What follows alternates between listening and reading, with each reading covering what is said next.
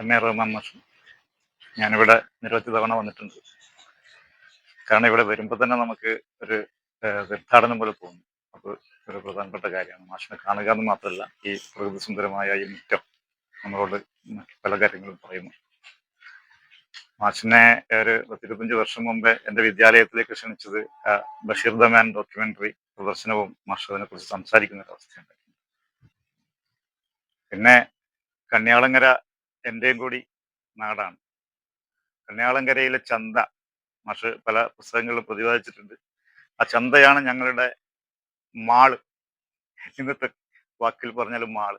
അപ്പൊ എന്തും നമുക്കൊരു മാസത്തേക്ക് അല്ലെങ്കിൽ കുറച്ച് മാസങ്ങളിലേക്ക് വേണ്ട എന്തും വാങ്ങിക്കൊണ്ടുവന്ന വെച്ചാൽ കന്യാളങ്കരയിലെ ആ ചന്തയിലെ കഥ നാട്ടുകാർ പറഞ്ഞ് പരമ്പരാഗതമായി പറഞ്ഞറിയാം. ഇവിടെ ഈ പുസ്തകത്തിന്റെ പ്രകാശനത്തോടനുബന്ധിച്ച് ഒരു കഥയെ സൂചിപ്പിക്കാൻ ഞാൻ ഉദ്ദേശിക്കുന്നത്, തൊട്ടു മുമ്പേ ഉണ്ടായ ഒരു പുസ്തകം, DC ബുക്ക് ഇറക്കിയ കിതാബ് മഹൽ എന്ന പുസ്തകം. ആ പുസ്തകത്തിന്റെ കോപ്പികൾ ഇപ്പോൾ കിട്ടാനില്ല എന്ന് പറയുന്നു. പലരും ആവശ്യപ്പെടുന്നു, വായനക്കാർ തേടിപ്പോകുന്നു, പക്ഷെ പുസ്തകം കിട്ടാത്ത ഒരവസ്ഥ നിലവിലുണ്ട്. ആ പുസ്തകത്തില് എല്ലാ കഥകളും വായിച്ചു, മനോഹരമാണ്. എനിക്ക് വീണ്ടും വീണ്ടും എന്നെ വായിപ്പിച്ചുകൊണ്ടിരിക്കുന്ന മറ്റൊരു കഥ എന്ന് പറയുന്നത് പോയിസൺ എന്നൊരു കഥയാണ്. വളരെ ചെറിയ കഥയാണ്. ആ കഥയില് സിനിമയുണ്ട്, ആ കഥയില് നാടകമുണ്ട്, ആ കഥയില് ഞങ്ങളുടെ നാടുണ്ട്, എല്ലാം ഉണ്ട്. നാടിന്റെ സുഗന്ധമാണ് അതിൽ മുന്നേ നടക്കുന്നത്. അത് ആ കഥ തുടങ്ങുന്നത് തന്നെ മദ്രസയുടെ മുന്നിൽ മൈലാഞ്ചി പൂത്ത സ്ഥലത്താണ്. അപ്പൊ അത് ആ മണം സാധാരണ മാവ് പൂത്ത മണമൊന്നുമല്ല, അത് ചെമ്പ് തീയിലിട്ടപ്പോൾ ഉണ്ടാകുന്ന ഒരു മണം. അത് പ്രത്യേകം, അത് നമ്മളെ മനസ്സിലേക്ക് അതിൻ്റെ ഒരു ചിത്രം നഷ്ടപ്പെടുകയും, നേരത്തെ സൂചിപ്പിച്ച പോലെ ഒരു ദൃശ്യകലയെ ഉപാസിക്കുന്ന ഒരു മനുഷ്യനെന്നുള്ള രീതിയിൽ അദ്ദേഹത്തിൻ്റെ കഥയിൽ ഉടനീളം നമുക്ക് കുറേ ചിത്രങ്ങൾ തരുന്നുണ്ട്, വാങ്മയ ചിത്രങ്ങൾ തരുന്നുണ്ട്. അത് ഓരോ ഘട്ടം കഴിയുമ്പോഴും, ആ കഥയുടെ ഓരോ ഘട്ടം കഴിയുമ്പോഴും നമ്മുടെ മനസ്സിൽ അത് നിലനിർത്തിക്കൊണ്ട് ആണ് കഥ ഒഴുങ്ങി.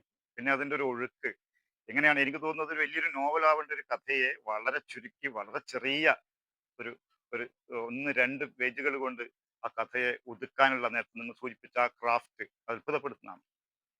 അപ്പോൾ അതില് കഥ തുടങ്ങി 3 തലമുറയെ പ്രതിനിധാനം ചെയ്യുന്ന കഥയാണ്. കഥ പറയുന്ന ആള്, അയാളുടെ ഉപ്പ ഉമ്പായിച്ച, പിന്നെ അയാളുടെ മകനിലൂടെയാണ് കഥ തീരുന്നത്. മുന്തിയ ഖൊജാത്തി സുറുമ അത് കൊടുത്തപ്പോൾ കുട്ടികൾ ചിതറി ഓടുന്നത്, അത് കുപ്പിവള പൊട്ടുന്ന മാതിരിയാണ് ആ കുട്ടികൾ ചിതറി ഓടുന്നത്. നമ്മുടെ മനസ്സിലേക്ക് ആ ചിത്രം ഇങ്ങനെ വരച്ചു തരികയാണ്. നേരത്തെ പറയേണ്ടായി, മാഷ് ചിത്രകാരൻ കൂടിയാണ്. അപ്പൊ കന്യാളങ്കരയെ കുറിച്ച് എത്ര പറഞ്ഞാലും മതി വരാത്ത മാഷ്. ഈ കന്യാളങ്കരക്ക് അവർക്ക് അത്തർ, ഇവിടെ അത്ര കച്ചവടമാണ് മെയിനായിട്ട് കാണുന്നത്. അപ്പൊ അത്ര താല്പര്യമുള്ള വിഷയമല്ല, അത്ര പിരിസം പോരാ. കാരണം കന്യാളങ്കര തന്നെ ഒരു അത്തറാണ് എന്നാണ് മാഷ് പറഞ്ഞു വെച്ചത്. അത്രയ്ക്ക് സുഗന്ധം പേറുന്ന ഒരു പ്രദേശം, ഒരു നാട്. ഈ നാട്ടില് കുഞ്ഞിത്തിയന്റെ വീട്ടില് മുരിക്കിന്റെ പൂവിനെ കുറിച്ച് മാഷ് അവിടെ പറയുന്നുണ്ട്. ഇവിടെ ഈ മാഷിന്റെ ഈ പറയുന്ന ഈ പ്രദേശത്ത് മാത്രമല്ല, ആ പ്രദേശത്തുള്ള ഓരോ വീടും ഒരു പൂന്തോട്ടം ആണ് എന്നാണ് മാഷ് പറയുന്നത്. അത്രക്ക് മനോഹരമായ ഈ പ്രദേശത്തിന് സംഭവിച്ചതൊക്കെയും ഈ ചെറിയ കഥയിലൂടെ മാഷ് പറഞ്ഞ അവസാനം. ഇതിൽ ഞാൻ വിശദമായൊന്നും ഈ കഥയെ സൂചിപ്പിക്കുന്നില്ല, കാരണം ഇത് കഥ വായിച്ച് അനുഭവിക്കണം എന്ന് മാത്രമേ എനിക്ക് പറയാനുള്ളൂ. അതിലൊരു കോട്ടുണ്ട്, കോട്ട് ഊരിത്തന്ന് ഉപ്പ അത്തർ വെട്ടി എന്നെ ഏൽപ്പിച്ചു. അപ്പൊ അതൊരു തലമുറയുടെ ഒരു കൈമാറ്റം കൂടിയാണ്. ഈ സുഗന്ധം, ഈ നാടിന്റെ സുഗന്ധം നീ എന്നെ പേറണം, നീ കൊണ്ടു നടക്കണം എന്ന് പറഞ്ഞ് തന്നെ ഏൽപ്പിക്കുന്നു. താൻ അതാവുന്നത്ര രീതിയിൽ അത് വിതരണം ചെയ്യുന്നു. പക്ഷേ അവസാനം സംഭവിച്ചത്, ഞാൻ പറഞ്ഞില്ല, ഗന്ധമാണ് ഈ കഥയിൽ നിറയെ ഗന്ധമാണ്, സുഗന്ധമാണ്. പക്ഷെ അതിനിടയിൽ മുനിസിപ്പാലിറ്റിയുടെ വണ്ടി വരുന്നുണ്ട്. അത് വരുന്ന സമയത്ത്, അതായത് ഗൾഫിൽ നിന്ന് വരുന്ന മകൻ കൊണ്ടുവരുന്ന അത്തർ, അതിന്റെ പേര് ചോദിക്കുമ്പോൾ എന്താണ്, ഉപ്പ ചോദിക്കുകയാണ് മോനോട്, പേരെന്താണ് മോന്റെ? അത് പോയിസൺ എന്ന് പറഞ്ഞാൽ വിഷം. അപ്പൊ വിഷാണോ മോനെ നീ എൻ്റെ മേലെ പുരട്ടിയത്? എന്ന് ചോദിക്കുമ്പോൾ, ആ അതതിന്റെ പേരാ ഉപ്പ. ആ വിഷം ഒരു ഭാഗത്ത് ഗന്ധമായി വരുന്ന സമയത്ത് അപ്പുറത്ത് മുന്നിലൂടെ അതിന്റെ ചിത്രം നോക്കുക, ഒരു മുനിസിപ്പാലിറ്റി വണ്ടി നാറ്റവുമായി മുന്നോട്ട് നടക്കുകയാണ്.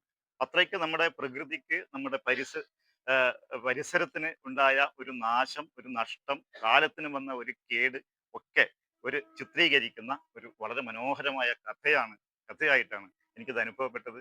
വായിച്ചാലും മതിവരാത്തത് അതുകൊണ്ടാണ്, ഇനിയും വായിക്കാനുണ്ട്. അങ്ങനെ അതുപോലെ നിറം ഈ കഥയിൽ കടന്നു വരുന്നുണ്ട്. ഒരു കറുത്ത കോട്ട്. നമുക്ക് നോമ്പുപുഴ എന്ന് പറയുന്ന ഒരു സംഗതിയുണ്ട്. നോമ്പുപുഴ എന്ന് പറഞ്ഞാൽ ഞങ്ങൾ ഇതുപോലെ ധന്യമായ ഒരു പുഴയാണ് നോമ്പുപുഴ. ആ നോമ്പുപുഴയിലെ മത്സ്യം കഴിച്ചു കഴിഞ്ഞാൽ ആയുസ് കൂടും എന്നുള്ള അത്രയ്ക്ക് ആരോഗ്യം കിട്ടുന്ന രീതിയിൽ അതിൽ അത് വിശ്വാസം അധിഷ്ഠിതമായ കാര്യങ്ങളാണ്. ഇതൊക്കെ തന്നെയാണല്ലോ. അപ്പൊ അത്രയ്ക്ക് രുചികരമായ മത്സ്യമുള്ള നോമ്പുപുഴ, ഈ പുഴയിലേക്ക് ഈ കോട്ട് കൊണ്ടുപോയി വല്ലപ്പോഴും അലക്കുമ്പോൾ ആണ് അതിന്റെ യഥാർത്ഥ രൂപം ആ കോട്ടിന് കിട്ടുന്നത്. അല്ലെങ്കിൽ അത് അതിന്റെ നിറമില്ലാത്തൊരു കോട്ടാണ്. പല നിറം ഉണ്ടാകുന്ന ഒന്നിനെ പോലെയാണ് ഈ കോട്ട് എന്ന് പറയുന്നുണ്ട് ഒരിക്കല്. അപ്പോൾ മറിച്ച് ആകെ 2 പേർക്ക് മാത്രമേ കോട്ടുള്ളൂ ഈ നാട്ടില്. മറ്റേ കോട്ടാണെങ്കിൽ കറുത്ത കോട്ടാണ്. അവസാനം ഒരു രക്ഷയില്ലാത്തത് കൊണ്ട് മകൻ പറയാണ്, അതായത് അടുത്ത തലമുറയ്ക്ക് ഇത് കൈമാറാൻ അവർക്കത് ആവശ്യമില്ല. ആ കോട്ട് എന്ന് ഊരി വെച്ചോ വീട്ടിൽ അത് അവിടെ തന്നെ ബാക്കിയാവും. ആ കോട്ട് ഇങ്ങെടുക്ക്, അത് എനിക്ക് തരൂ എന്ന് പറഞ്ഞ് ഒരു തിരിച്ചുപോക്കിന് വേണ്ടി ഒരു പ്രതീക്ഷ ഇവിടെ നൽകുകയാണ് കഥ. നമ്മുടെ നാട് നമുക്ക് തിരിച്ചു പിടിക്കണം, നമ്മുടെ നാടിന്റെ സുഗന്ധവും നന്മയും നമുക്ക് തിരിച്ചു പിടിക്കണം എന്നുള്ള ഒരു ആവേശകരമായ പര്യവസാനവും കൂടി ആ കഥയ്ക്കുണ്ട്. ഇനിയും വായിക്കേണ്ടതുണ്ട് ആ കഥ. വളരെ നന്ദി ഇത്രയും നല്ല കഥ തന്നതിന്.